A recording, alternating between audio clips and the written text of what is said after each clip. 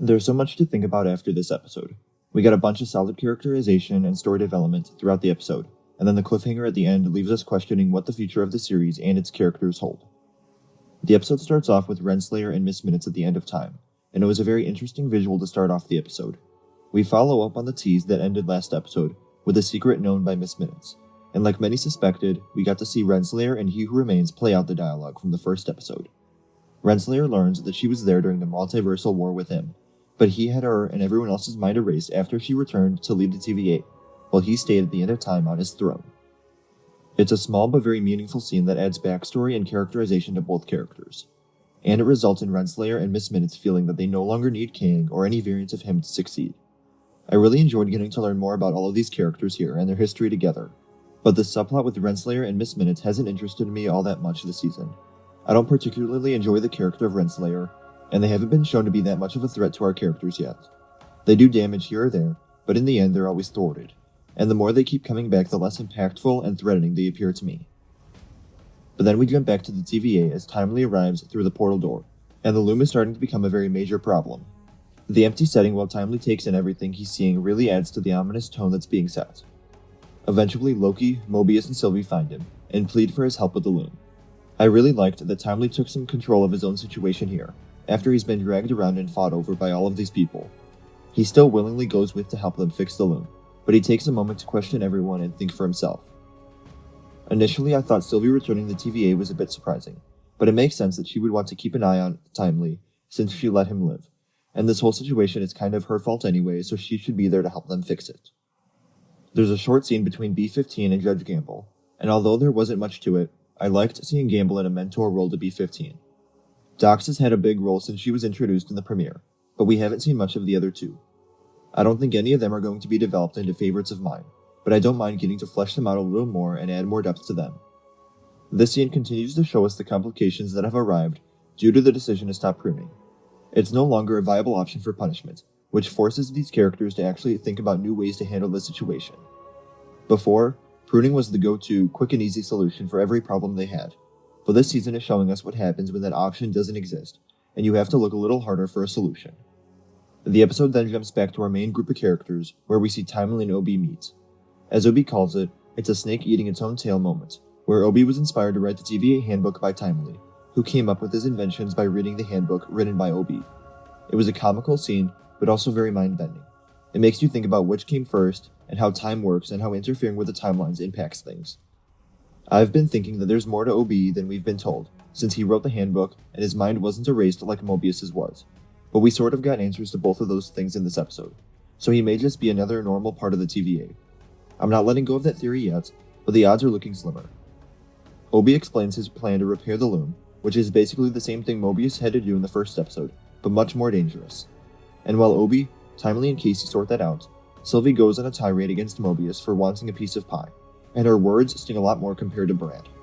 She has a personal connection now to the timelines because of her life lived there.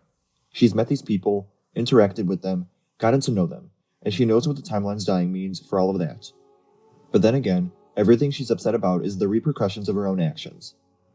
Loki and Sylvie are able to have a one-on-one moment after this, and Loki talks about the effect that going to Earth has had on her like it was with Thor. It gives them something to fight for. The big theme of this conversation is the decision between lashing out with rage and chaotically destroying problems, versus having the hope that things can get better if we try to fix it. There's a lot to love about this scene, and it ends with them seemingly accepting their roles as gods. This made me feel like we could definitely see Loki play a big role down the line in whatever multiversal war breaks out in the next Avengers movie. We catch up with Brad, Dox, and the Minutemen in prison, and I sort of feel bad for Brad now that he's still there after helping Loki and Mobius. Things may have just gotten out of hand too quickly for them to get him back to his life on the main timeline, but they did promise to do that for him. Renslayer and Miss Minutes arrive to try and raise an army, and right off the bat she lies about everything. I think that may be part of the reason I haven't enjoyed her character much so far, because she's infuriating every time she talks. She always goes high and mighty about how everything broke down when she left, and how only she can save the TVA, and eventually it just gets annoying to watch over and over again.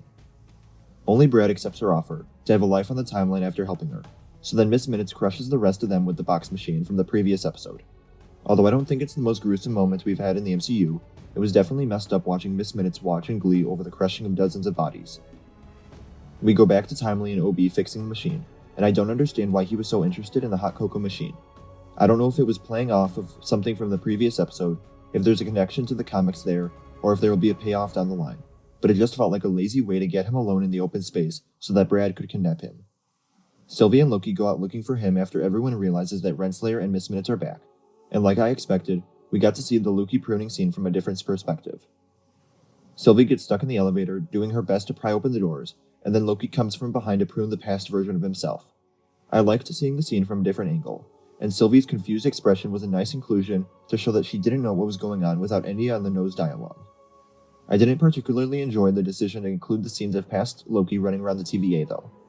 Jumping from one Loki to the other in such quick scenes made the sequence confusing for me, and it felt like they didn't trust us as an audience to be able to connect the dots from episode 1 to here.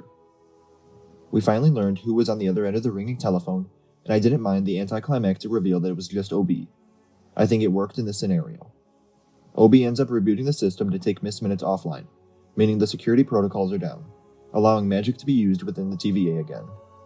The big result of this is Loki and Sylvie being able to use their powers again, which I loved their reaction to that on the phone.